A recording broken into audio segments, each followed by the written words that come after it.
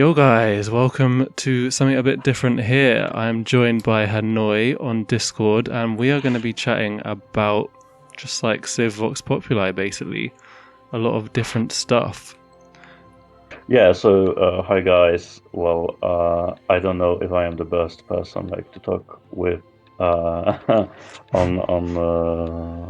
Vox Populi matters, but like I was the only one maybe who wanted to talk at all. So here we are, two guys who played this game, and I guess we really like it. So yeah, we will be talking about different things, I guess, like the stuff that will be proposed on the forums, maybe the stuff that is, the kind of balance.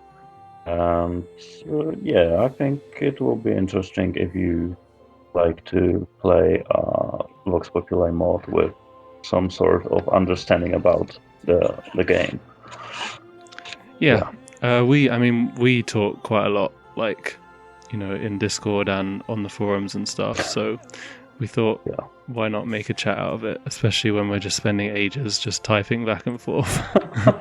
Yeah, I was hating this so much. Like every time I want to, and it's of course like the usual stuff with any topic with Civ 5, that you start talking about something and you just delve into some other issues that touch upon that first issue, Yeah, and it should be one or two sentences, and it get to like explain fully. It gets to like a whole paragraph yeah. at least. So yeah, that's like a quality of life improvement for both of us. And of course, maybe you guys, if you would be interested, if you would be like wanted to see this on my channel, I think we will continue to do this. And of course, we are waiting for feedback. And if you want to join us for future conversations, we just on the Discord like anyone else who interested in this mod.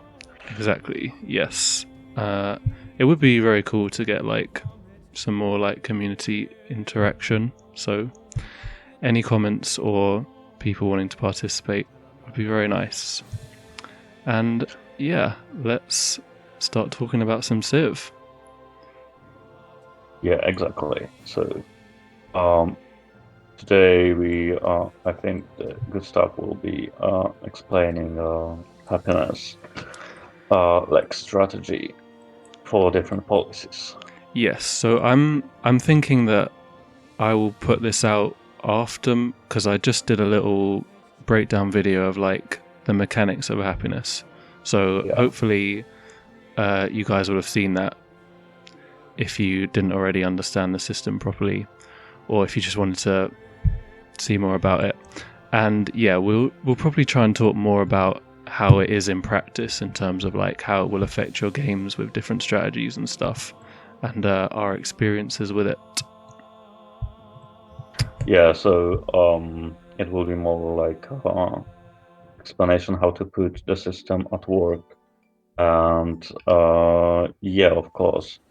Um, I'm kind of uh, how to put it nicely, amazed how some people understand the happiness uh, like system in general, and it was quite a hot issue on the forums also. So we both think thought that like this is a really good stuff to touch, Yeah, so you can like check if we all agree on some basic principles, and we are all informed about the basics of the system. yeah.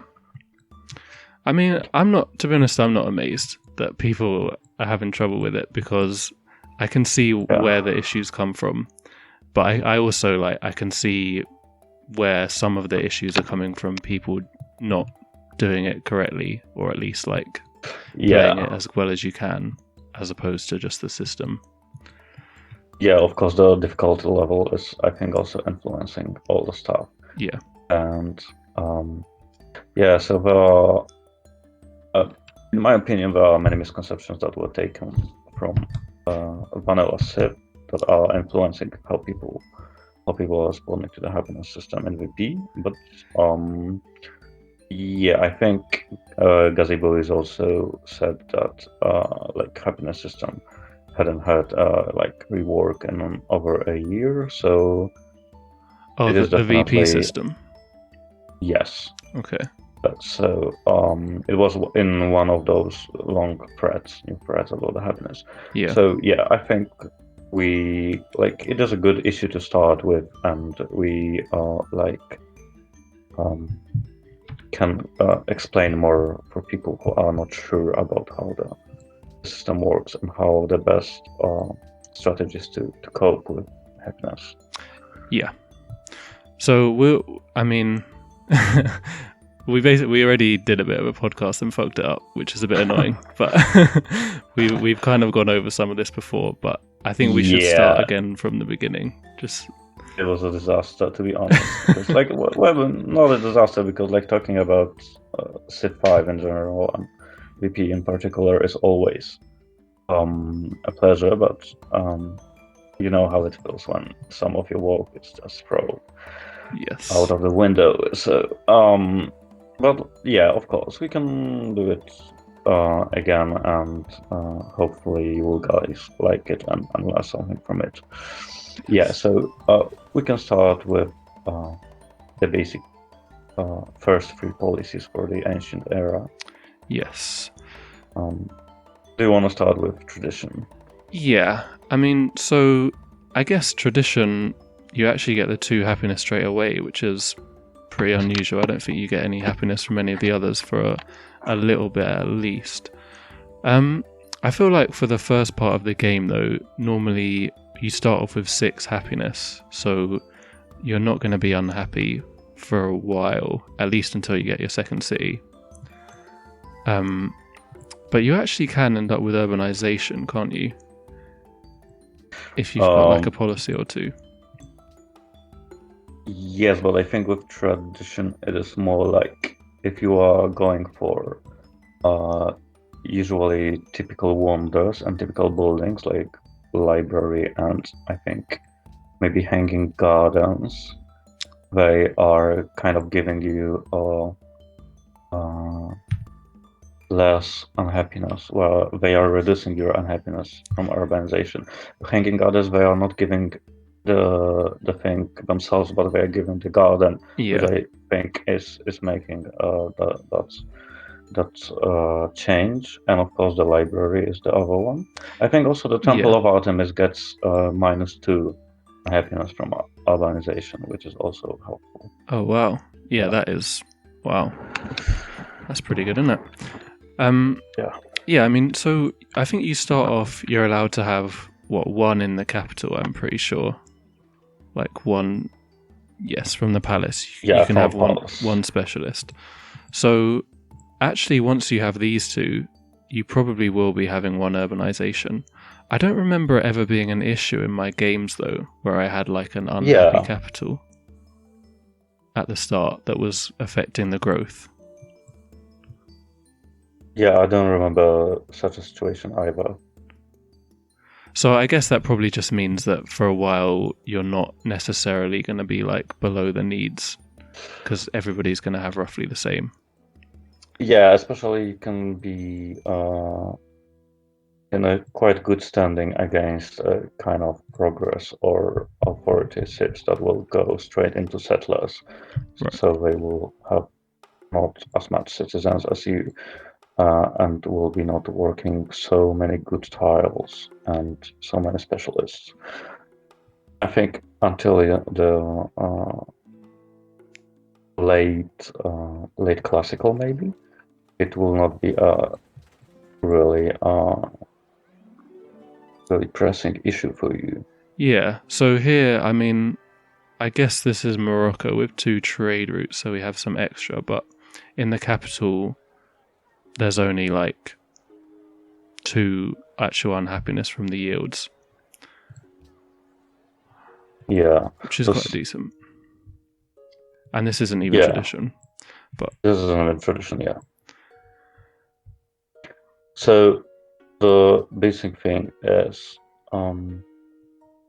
tradition in general doesn't have as much problems with happiness, but as other policies, starting policies. Yeah, I mean, if you start building some wonders, and you probably won't be settling too many cities around, like if you keep it small at the start.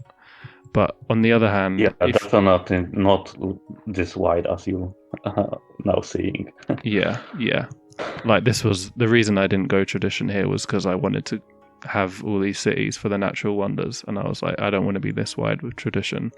So yeah, like it's normally okay as tradition. You shouldn't have problems, but if you do, it can be like really bad because you don't want to have this minus 25% growth in your capital. Like you really want to make sure it's happy all the time. Yes, at least until you have like when you have real room for your citizens, I mean, good tiles or specialists. Yes. But with tradition, in most games, I think it will be basically always. It may be some differences from game to game, but it will be basically always. Maybe in the super early game, I think I may not like work every high food tile, but not because I will be like not wanting to grow, but maybe I will like want to get more or faster wonders or something like that. Yeah. And tradition in food, like in food in tradition's capital, is basically always abandoned after some point. Yeah, I mean, you do want to be able to work all the specialists, but at the same time, you still need production, and you have to actually work the specialists. So it is a little bit hard to find the time to work the farms. That's why, like, going hanging gardens is so nice as tradition. Yeah, and early trade routes, of course. With if you have a granary in your second or third city. Yes, which is basically. That's honestly one of the only reasons I would ever build a granary in one of my other cities, as tradition. Like, I feel like you kind of want to keep your population low in your outer cities because they generally are going to have unhappiness problems. Yeah. So I would usually only build a granary if there was very low food or to send a caravan to the capital. Yeah, exactly. I was thinking about the tundra. If it was really high, like a high production, low food, your second and third city, that would still work settling because of a pantheon or some other things. Yeah. That would be a good reason. And yeah, I definitely agree. Like granaries are dangerous sometimes because of the unhappiness spiral. Yeah. And obviously just a waste if you don't need them. Yeah, so the main tradition policy for getting real happiness is, of course, the middle one, the ceremony, which gives you one happiness for national wonder with building requirements, at least according to the info panel. But in fact, if I remember correctly, it is for every national wonder, not only for the ones that are with building requirements. Yeah, well, I mean, they all do, don't they? Are there any that don't? I don't remember if they all do, so this is kind of redundant, or some of them don't require and they still get it. Yeah. I think it was mentioned on the forums sometimes. Yeah, it seems like generally it's all of them. Maybe there's one or something, but yeah. Yeah, I think, well, we did mention last time there can be an issue with that you can actually end up over your local happiness cap if you build too many of them in the capital and you have like wonders and stuff as well. And basically that means you're not necessarily actually getting the happiness because you're already over the cap and it won't be distributed like global happiness would. Yeah, we touched on this issue a little with the first video on the happiness that got lost. Like the global happiness is sometimes capped, and of course the local happiness can be also the same way as Miley explained. So, like, yeah, this is really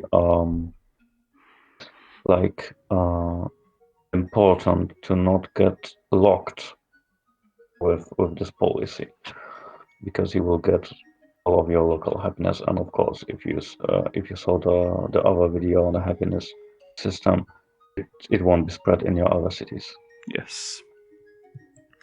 Yeah, so The other thing to mention about tradition is that the outer cities are quite underdeveloped, or definitely more compared to both of the other policy trees. yeah, to And say it politely. yes, unless you get some incredibly lucky city and you get a bit of extra food in it that can help it grow, but other than that, very low benefits for your outer cities, so they may well be struggling to meet the needs thresholds, and that's why keeping their population low can be a good idea if they don't have good stuff to work. Yeah, so there is another thing with that, because sometimes when playing tradition, I have an issue with being locked out of my national wonders because of the population requirement. Yeah, So it is not like you can completely ignore growth if you're in your outer cities, because of course the population food requirement scales with each citizen. yeah, So it will be basically impossible to have the food requirement met by your capital alone, because you'll be like locked in a late classical era, and even with 4 or 5 cities, the requirements would still be very high. yeah. So you can get a little more unhappiness at that time, but like until everything is controlled and spread out, especially through luxuries, it is not to be like too much of an issue, I think. Yeah, what? You mean unhappiness isn't much of an issue, or? Yeah, I mean, like, no, like growing your cities for the Right. requirement for national wonders will usually not make you totally unhappy. Okay. Yeah, with tradition, but it can happen. So it is not like until you will buy a lot of luxuries. So it's kind of dependent on I think also difficulty level, because the higher you get in the difficulty level, the sooner will the luxuries get connected. Right. In my experience. So it is in fact some of these things are boosting, like for better for the players who are playing at higher difficulties. Yeah, I guess probably maybe it's more important to keep an eye on the spare luxuries as tradition, because like you said about the national wonders, that is a really good Yeah. point, because they are super useful as tradition. Like you have that policy that Exactly. gives the extra happiness, and you obviously want national monument and school of philosophy in your capital and stuff. So it is really good if you can get those luxuries, and they do go quite quickly, so it can be a good idea to try and get the trades before they disappear. Yeah. This was kind of my nightmare from when I was it, because I saw that some AI will have the luxuries, and they will just disappear before the end of the time. And because happiness was kind of more, I think, like more dependent on luxuries, in my Right. opinion, than in MVP. It was really a nightmare. It is not as much of an issue here, but it is still a good policy to grab when they are still available. Yeah, and they're fairly cheap as well. I mean, normally 5 gold or something per turn. Yeah, to be honest, I think most of them in the current version are about 4, and if you are friendly, not like declaration of friendship friendly, but just normally friendly in the attitude for you, you can get for 3. Yeah, and for normal guys it will be 4. Yeah, well, you can get them for free. What do you mean, like requesting them? No, I mean that they will be just 3 or 4 gold per Oh, turn, okay. not like 5. Yeah, usual. I thought you meant I 0. don't. I never requested like I think a Yeah. luxury, because they will just tell you to fuck off basically. So as they should, to be honest. Yeah, Although but they are offering sometimes. Yeah. They're offering gold and tax if you have that enabled. Oh, really? Wow. Yeah. Yeah, the thing is, I mean, and if you actually reject one of those offers, they get really mad at you. Yes, because not like really mad, but I think it is -20 because you get something like they are disappointed with you Yeah. because you are not like taking the help, which is, I don't know, it's kind of strange to be honest. Yeah. But yeah, but maybe they kind of like want to influence you because they will be kind of dependent over the help. So maybe that is kind of a rationale for this. I don't know, but I mean, just take it basically. That's the Yeah. the idea. So yeah, so the tradition will usually also give you pretty high yields in a capital. Yeah. So there's another thing that you don't have to be so aware of while you play. Yeah. And I think that it is the least happiness sensitive tree of possibly all in the game. Yeah. Yeah, I mean, you should have the least problems. If you have less cities, then you'll have less empire size thing here, and also less cities that are eating up your happiness and creating unhappiness. So it obviously does make it a lot easier. Unless you just decide to do 7 cities anyway, and then you are definitely going to have some problems. Yeah, but like doing 7 cities with tradition on anything up from Emperor, it would be just suicide, I think. Yeah, I mean, I guess maybe if you have like really high production land, so that you can get them and if you built up.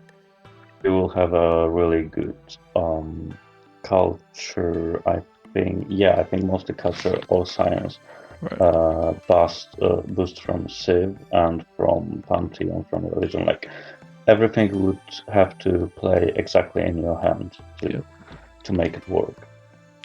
What do you reckon the least amount of cities you can get away with on tradition is? The least amount of cities. Yeah.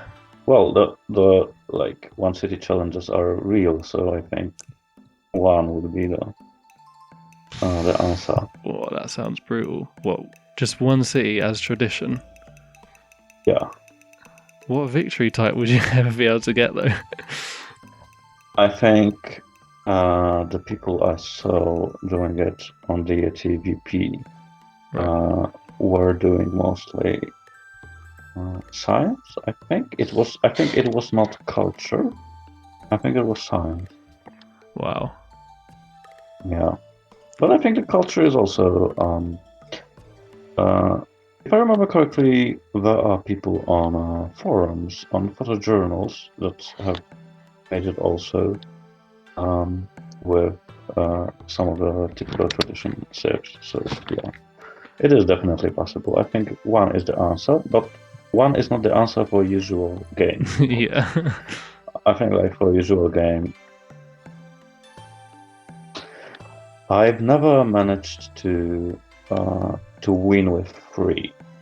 Right. And to be honest, I'm not so much of a fan of 4 cities tradition. I usually will go for the 5th one, maybe early or not, if not early, then after the pioneers, because of the production, because of kind of protecting my capital and my territory. Yeah. And to be honest, if I will do it,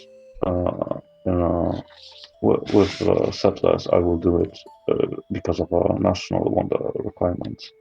Yeah, exactly. That is a problem. And also, yeah, you mentioned defending your cities. It's pretty hard to defend your capital with just 2 other cities. Like, Exactly. you'll want 3 more, maybe even 4, to have it fully like surrounded.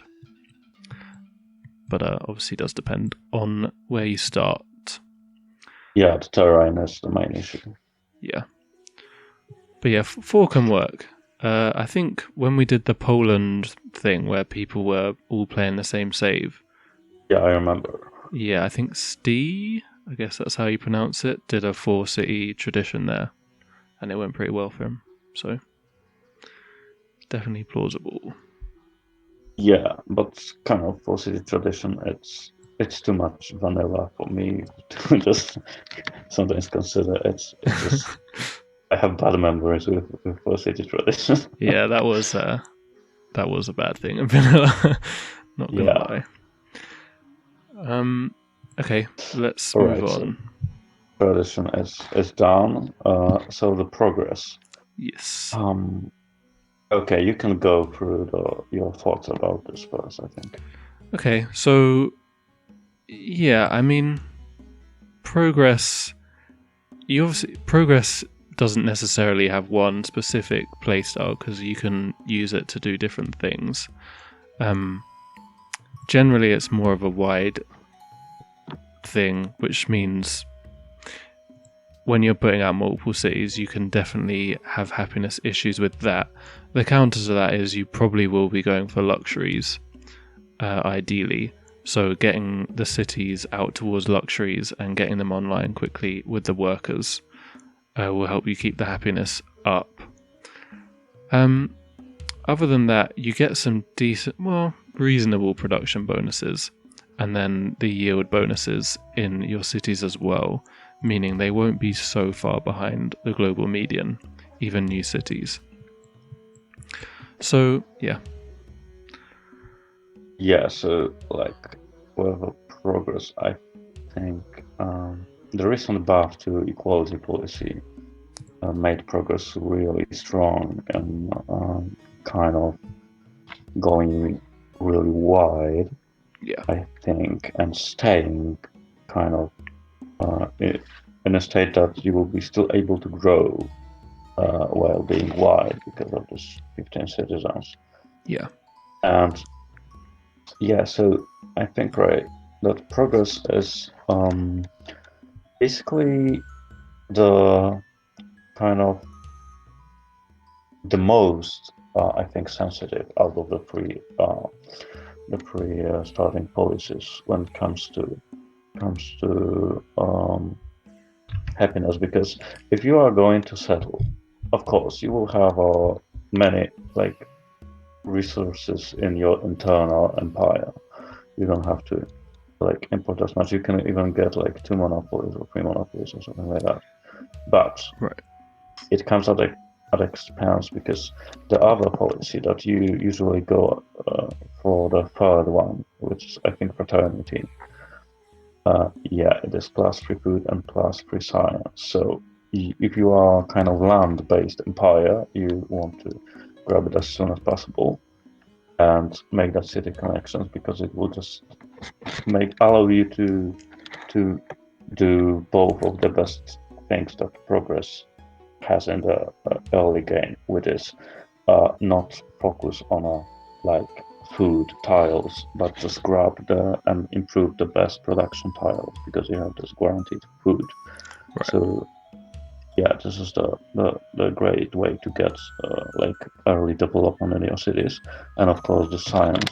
So the maybe it's not the best, but I think it's the best way to play progress. It's just like go 3 or 4 tiles from your capital outwards. I was but before the recent patches, I was playing it in the reverse. So I was going like to forward settle and to like the Milae got here. So he went for like the border cities first Right. to secure the wonders and to secure like to deny the AI ability to settle in between of his cities. But in a normal game, I wouldn't advise something like that with progress because you will basically not benefit from the strongest policy, I think, for the middle game.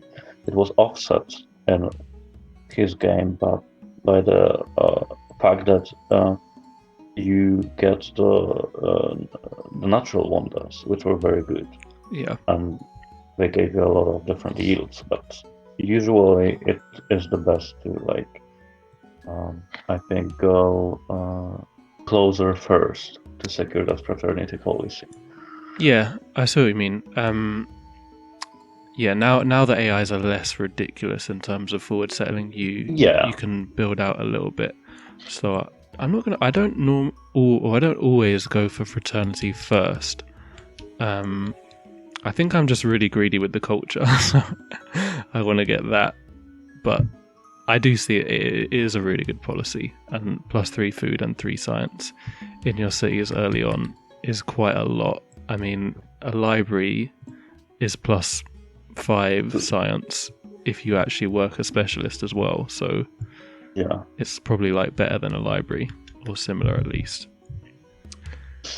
well, I think I don't usually work science specialist and early classical era in my satellite cities because it would just, well, sometimes I do that, and the progress is the best policy to work your specialist early Yeah. in other cities, but it is with normal library and with fraternity and with science from the growth and capital, I think it is not necessary.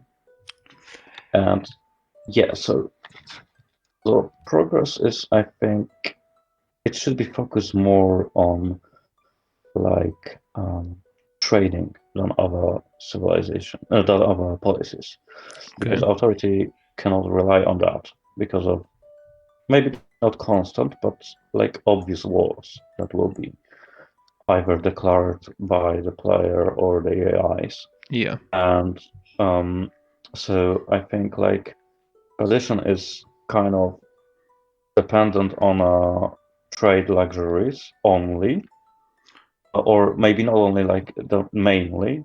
Okay. The progress can get both, but it is not less dependent than tradition, to be honest, because it needs to secure both growth and expansion. It will have more cities, so it will soak like more happiness. Yeah.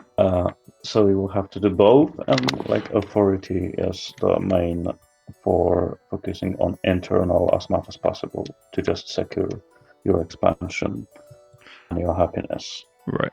Yeah. Like you kind of do want to push the limits with progress, I guess, of what you can do in terms of getting all of your cities as built up as possible. So in that sense, you want as much happiness as possible so that you can grow them all, get like a couple of decent cities, like even maybe build some wonders in your other cities and stuff, if you possibly can. Yeah.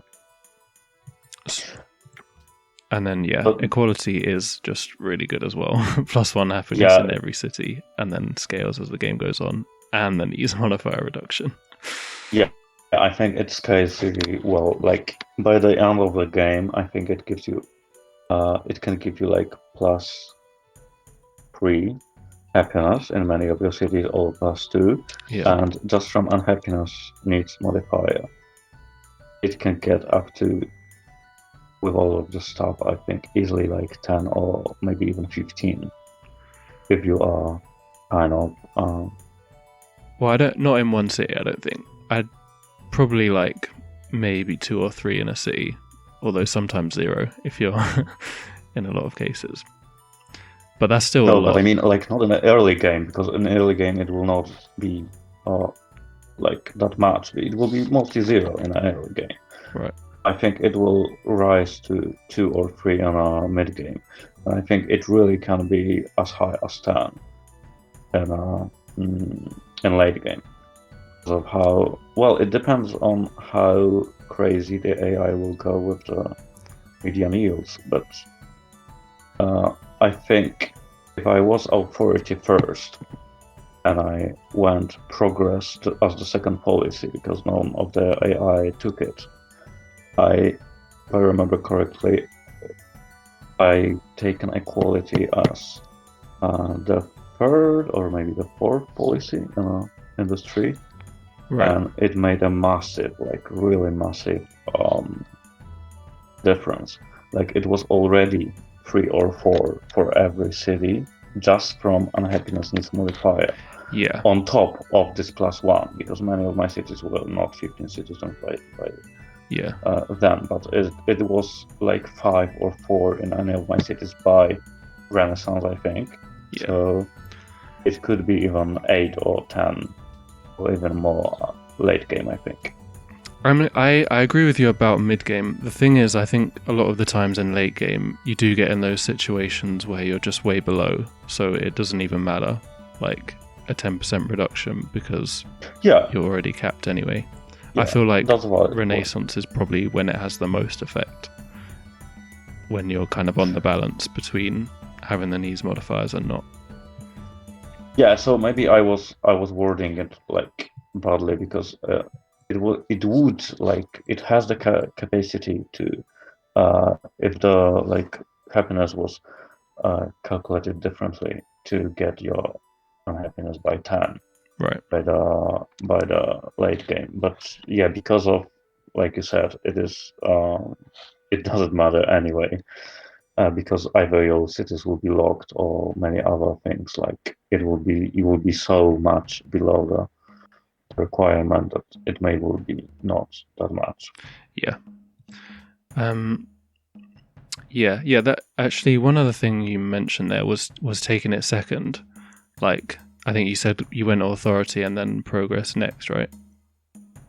Yes, Yeah, and that I is something. completed authority. Yeah, Right. That is definitely something you can consider with progress. Actually, I mean, I guess you could consider it with authority as well if you went progress first, but like progress does actually scale quite well in terms of obviously the equality, as we mentioned, the fact that you get great writers later on, and yeah, this percent production bonus as well.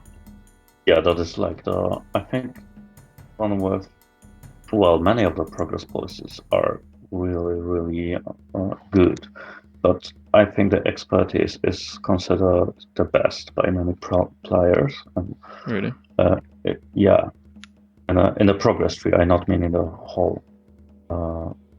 the whole like game, because like before the fraternity route was like made clear on the forums that it is better. I think there were some threats on that.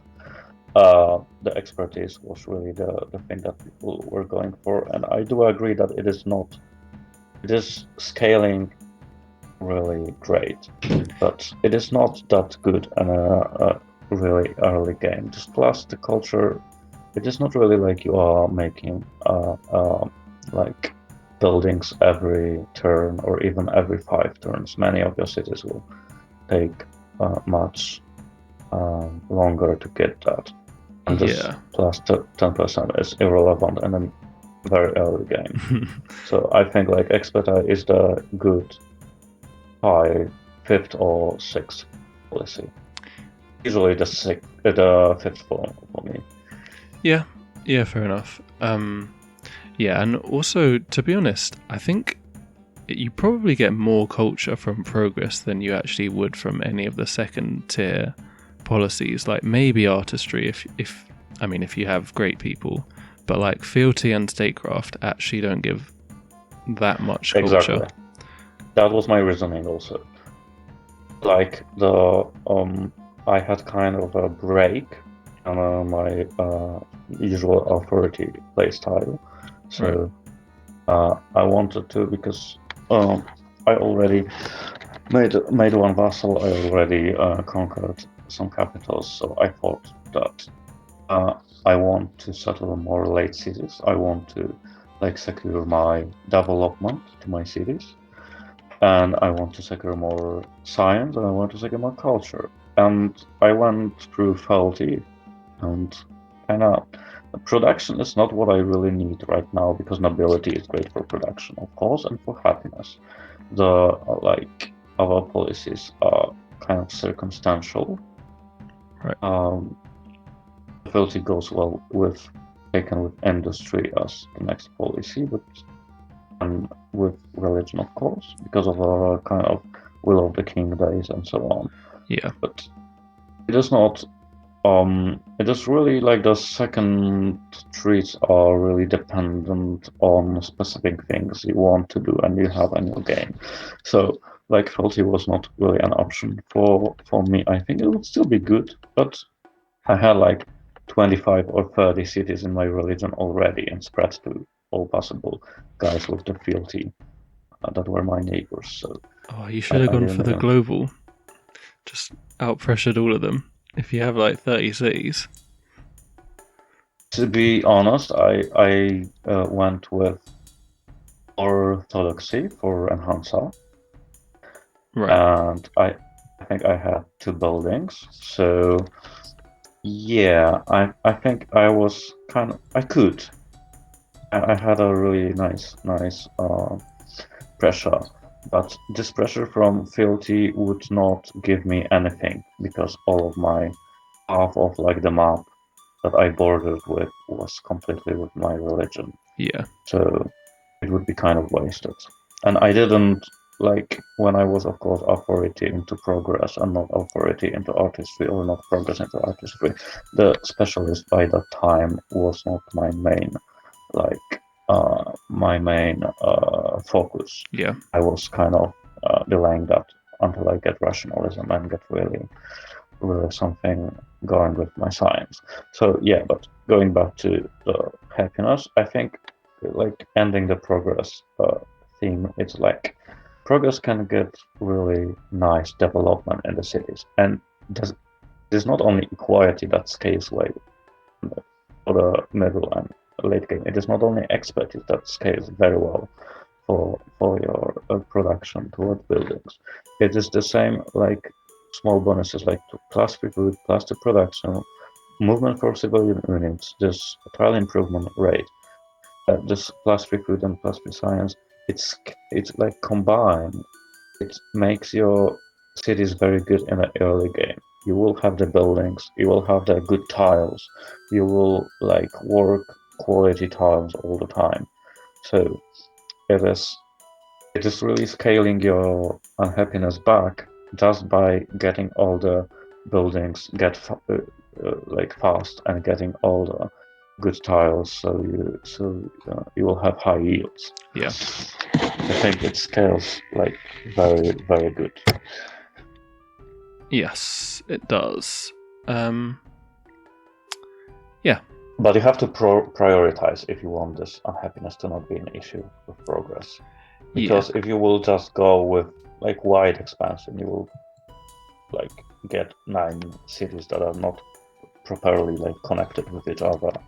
It Yes. can like fall off very hard on the happiness level. Yeah. And you can be extra, you know, uh, like extra keen about it and try and like specialize your cities and work the specialists for the things that they don't have as well, because you can kind of distribute where you get your great people from around a progress empire.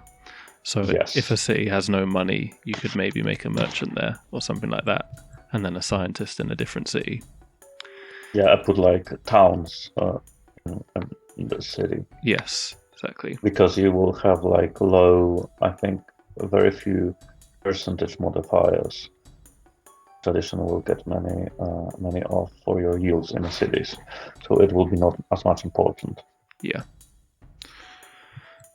And I feel like I normally would use like a great engineer to try and get a wonder, maybe not in my capital or something, like in a mid game wonder.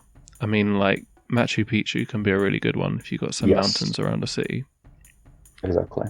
and the city connection stuff as well. Of course, Colossus is, I think, the one that is not only going for the player many times in not the capital city, but also for the AI many times. I see it. Yeah.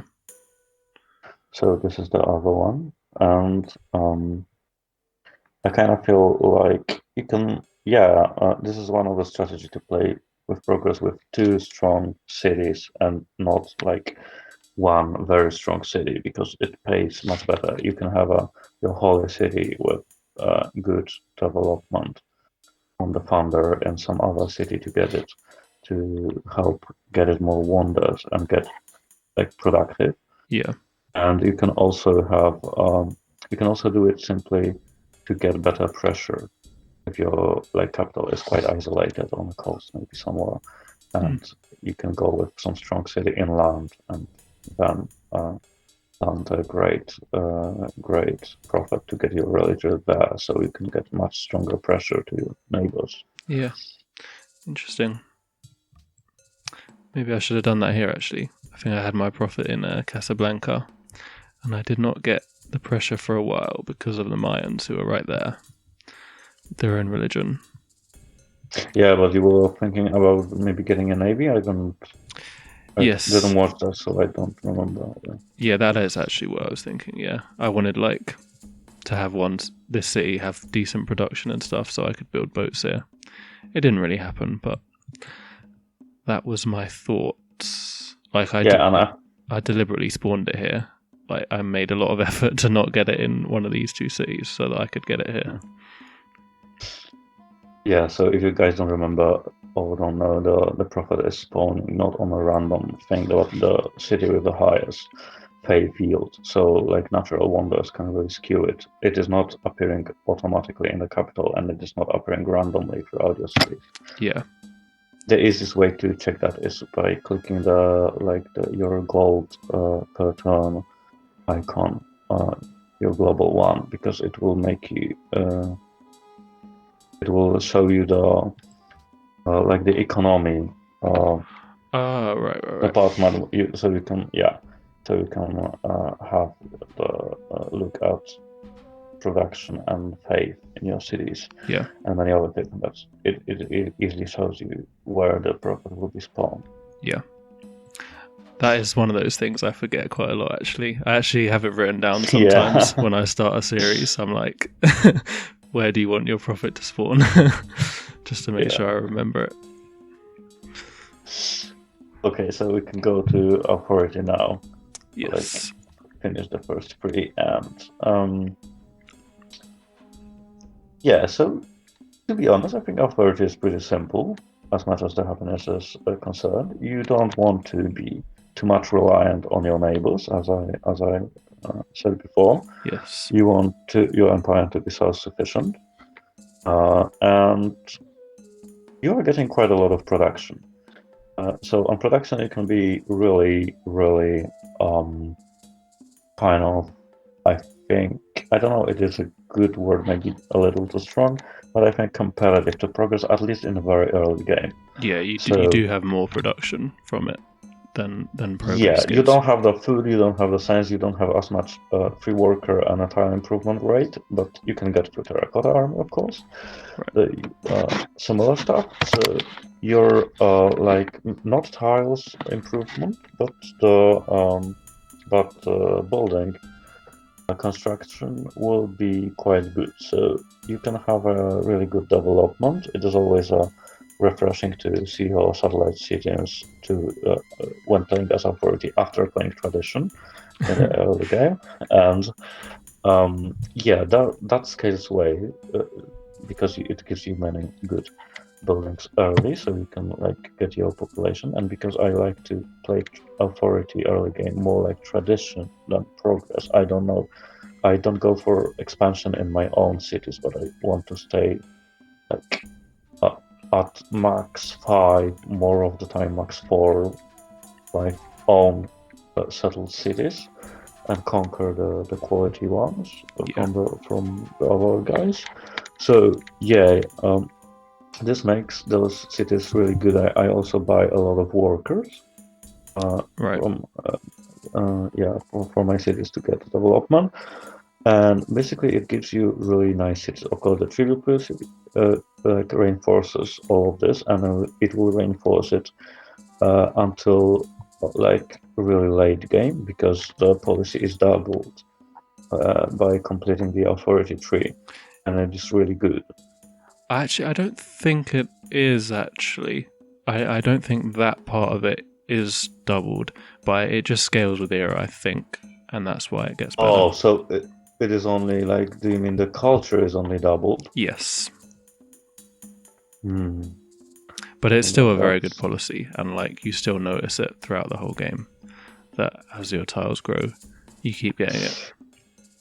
Yeah, I think when I was playing with Russia, I was getting in Renaissance or Industrial something like 80 science, 80 code, 80 production from each border expansion. So yeah, so it looks like it is really on this kind of era. Yes. Yeah, I'm pretty sure. Yeah. Yeah, like we both agree about this, that you probably actually shouldn't be going wide as authority, like early on at least, because what you really need is to have a bit of spare happiness for if you want to conquer someone. Like if you're isolated, I guess you can settle what you want, or if you really want to play authority and not conquer for a while, then you can go 6 or whatever cities. But if you're thinking about conquering people, the more cities you have is just going to put you closer to the limit, and then when you take a city, you'll have the resistance for turns, and then probably max unhappiness for a while you get it rebuilt, and you're going to have to go unhappy unless you have like enough of a buffer. Yeah, of course. And yeah, so with that in mind, like authority is better to. It was different, I think, on previous patches, like maybe half a year ago or a year ago. I was much more inclined to go wide with authority Right.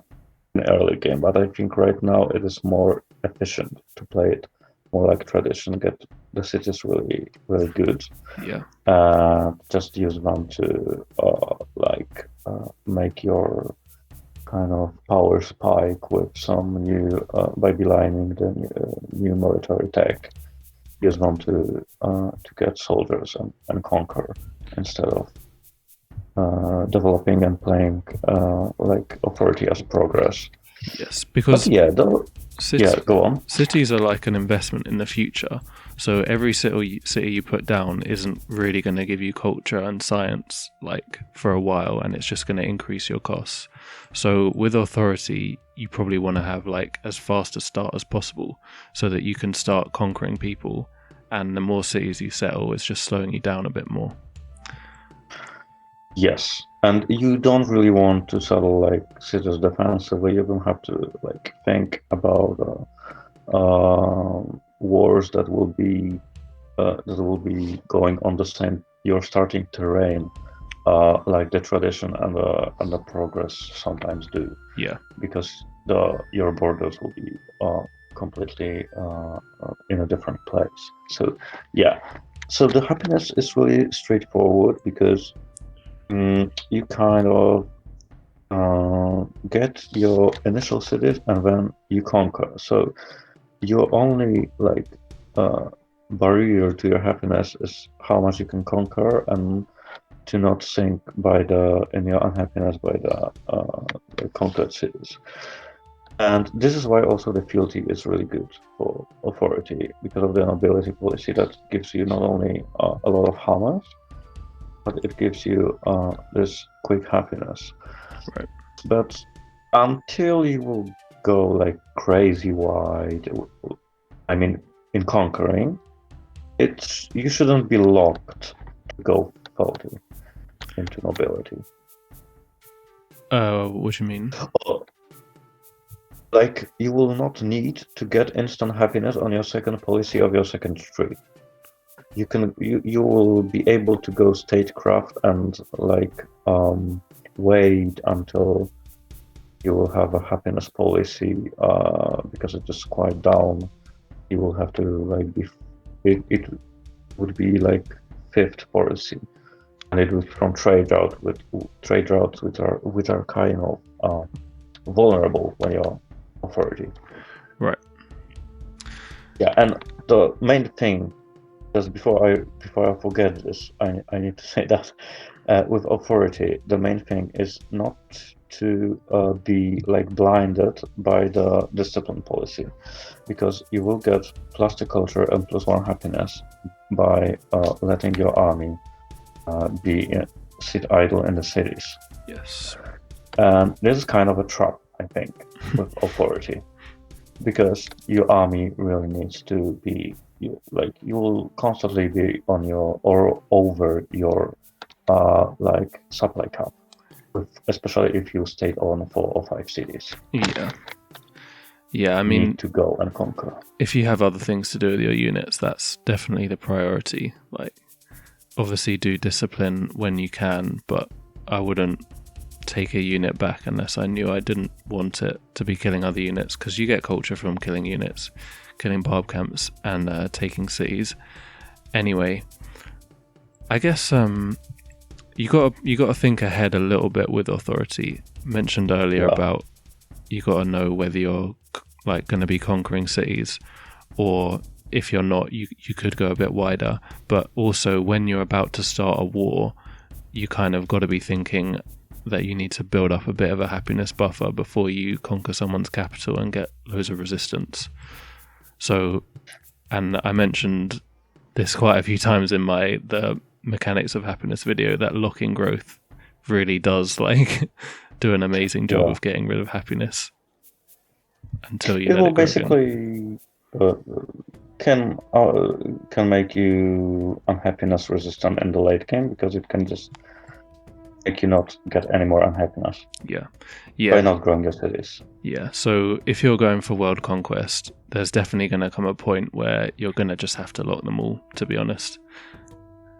Because you don't want the unhappiness penalty. It's minus combat strength and minus production of new military units, or increased cost if you're buying. So yeah, especially because it will many times it will be combined with over supply cap, like the penalty for units. Yeah, and it is really not something you want to have when you are in the middle of a really tight war. Oh god, that's I did a world conquest in this one in the end. My supply cap was ridiculous. It was like 300 base, and it went down to 50, and I had 100 units. Whoa! So it's like, I think 85% reduction. I think it was 75, but yeah, like 75. In the end I had 300, but there was times where I had 50 supply cap. Oh god, that's ridiculous. So would you like? Did you try to make any unit when you have this minus 75? It would translate to minus 75, or it would be like even more in production? Well, it's so it's that I was very unhappy as well because I was conquering a lot. Yeah. So it's 75% penalty for being very unhappy, the production cost, and then I think this goes up to 70%. To be honest, by late game you actually have quite a few positive modifiers here, so it kind of counteracts it a bit. Yeah. Yeah. So it's not too bad, but the buying units, which was what I was actually doing because I had the freedom and stuff, they were like 3 times more expensive, or maybe even more. So oh, that's really like crazy yields in a late game. Yeah.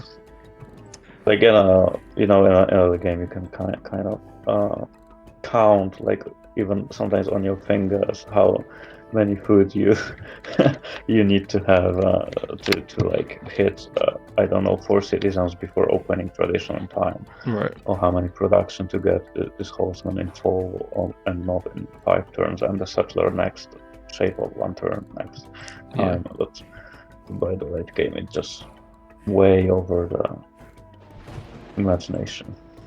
True. Actually, one other interesting thing is that even if you're majorly unhappy, do you know, why don't I just flip and load it? Even if you're majorly unhappy, you can still build nukes without any penalties. So, Really? Yeah.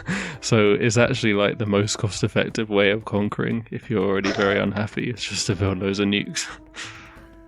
To be honest, I think it may be kind of realistic to some point, because making a new nuclear warhead and in terms of money and in terms of like when you had already many nuclear facilities, like civilian ones, and all the like industrial complex for that and scientific, Right. it will be much quicker and maybe not much less expensive, like, but much quicker than raising a new division of infantry or armored division.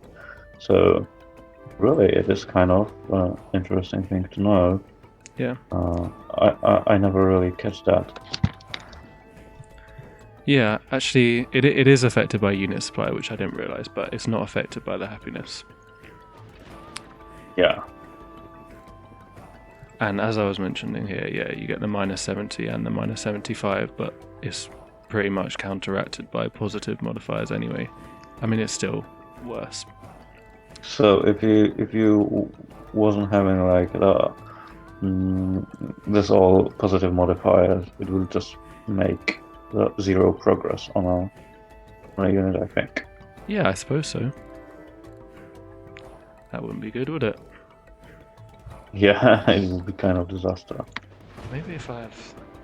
Yeah, there are people who are playing, I think, the game mostly with no unit loss.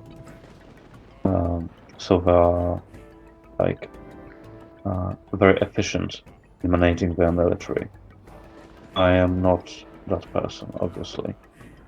Wait, In many wars, I lost kind of like 15 soldiers at average, I think. 15 15 soldiers units. 15 units, I mean. killed in each war? Yeah, I think on average in authority play, yeah. Wow. Yeah, I mean, I play majorly conservative, but I also play majorly greedy, where I try and build as few units as possible. So, Yeah, so it's kind of different for me. It's like greedy for me means to like secure the fastest city capture and the fastest vassals, even if it means the loss of units, okay. of many units. Yeah, so I think, and it's kind of like it's kind of something boring when you're always like tanking your soldiers against the AI. Oh, I just don't like the noise, man. When the unit dies, I hate hearing Yes, that it's noise. kind of in the early game is especially when you're kind of getting an unsponsored settler for a path that you clear of barbarians before, and when you hear that the civilian unit was captured, Yeah. it is kind of rising my heart every time. Yeah, at war I'm kind of used to the sound Really? by now. Yeah, I don't know. It is not the like most efficient way to play. I kind of accept it. Well, sometimes you have to. I mean, I think it's a big difference if you're playing on epic or standard speed. Like sometimes on standard, you do have to be a bit more rushed to get stuff done, so you'll have to take casualties. But epic, you can just endlessly like reinforce, and it doesn't matter so much because the time is spread out a bit longer. Yeah, so I am playing the standard speed exclusively, I think, from like half a year now. So this is how I'll play right now. And yeah, on Epic, usually the warmongering is much easier. Yeah. I think, yeah. Yeah, I mean, it's honestly, it's very noticeable that you have just way more time. Like, you can start a war, play defensively, kill all their units, and then slowly move forward. Whereas on standard, if you try and do that sometimes, they'll just endlessly reinforce before you can actually get through the first people, and you just get nowhere. Yeah, and I think it is much like harder for the AI to, because of course raised production, to get reinforcement in time. Yeah. So when I was playing Epic, it was many times it was like I had the point when I killed most of the units of enemy units, and after this point, there was very little fun, or nearly not at all, because we had like the cities and or 4 cities, and they were taking a lot of time to build. Yeah. Yeah, it is. Epic is kind of the VP is generally not balanced totally on Epic, I think. Yeah, definitely the war stuff is much easier. Standard does have some issues too, though, in terms of like overflow and maybe just pacing of the game sometimes feels potentially better on Epic. Yeah, it feels rushed.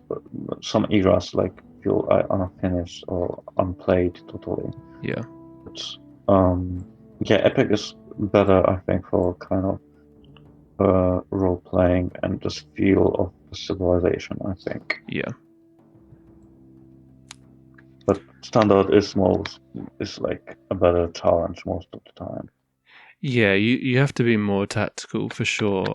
Like you know that you have not only you need to not lose units, but you also need to get stuff done before like the game is over. So you got more of like a conflict to deal with. The power spikes are faster, so like when you play against Sweden, you want to conquer or to vassalize or to deal as much damage as you can before they will get a unique unit. Yeah. For example, and the same with many other factions. So yeah, it like allows for like I think smaller margin of error in your thinking, planning. Especially in early game, you got to be super precise with whether you want to kill like a barb camp or if you want to start a war on your neighbor or something, because you can't do both in the same time. So you have to choose one. Yeah. And all right. So I think we can do the rest of the policies in a second episode, because it took us quite a long time for this one. So obviously.